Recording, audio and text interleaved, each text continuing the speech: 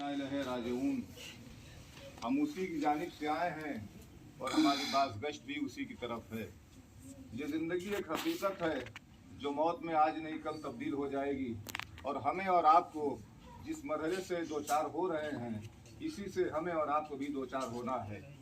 ये मिट्टी जिसे हम और आप सुपुर्द लहद करने के लिए आए हैं, सुपुर्द कब्र करेंगे और करके चले जाएंगे।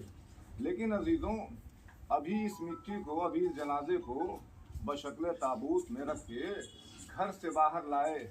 आपने आवाज़ चीख, आवाज़ गिरिया, आवाज़ नाला, आवाज़ शेवन, आवाज़ नौहा, सबकी आवाज़ आप सुन रहे थे।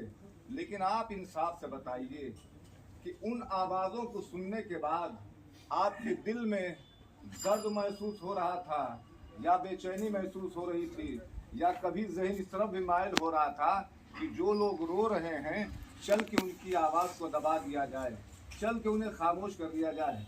ऐसा तो कोई तस्वुर किसी भी इंसान के ज़हन में नहीं आया होगा।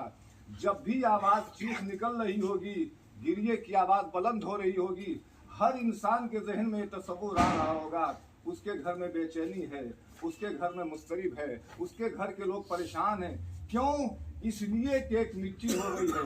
ज़रा आप सोचिए तो सही, ये दुनिया के दस्तूर के मुताबिक कि किसी के घर कोई अर्थी उठ जाए, कोई जनाजा उठ जाए, कोई मिट्टी निकल जाए, तो आपके दिल में कितना दर्द महसूस होता है। लेकिन अफसोस उस वक्त होता है जब हम किसी मिट्टी को देखते हैं, हमारा दर्द बढ़ जाता है। लेकिन जब करबला का रुख करते हैं तो हमारा दिल तड़प के कहता है, वारे सकीना, तेरे बाबा की शहादत के बाद लोग तुझे तसल्ली नहीं दे रहे थे, बल्कि तेरे कानों से गोशवारे छीन रहे थे, तेरे रुखसार पर तमाचे मारे जा रहे थे। और जब सकीना से पूछा जाता था, ए सकीना, तुझे याद कौन आ रहा है, तो तरफ के एक ही जुमला कहती थी, जब मेरे बाबा ने जनाबे मुस्लिम की बेटी के सर पर हाथ रखा था तो मैंने पूछा था, ए बाबा ये कौन सा अमल है, तो तरफ के कहा था, ए सकीना, ये यतीम है इसलिए इसके ऊपर हाथ रखा है।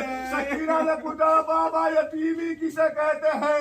हुसैन ने तरफ की आवाज देती है, सकीना, तुझे यतीमी यहाँ समझ में नहीं आएगी, जब करबला का मैदान होगा, तेरा बाबा नरगयादा में गिर के जालिमों के हाथ शहीद हो जाएगा, तब तुझे पता चलेगा यतीमी किसे कहते हैं। इन्ना लिल्लाहि व इन्ना इलैहि राजिऊन।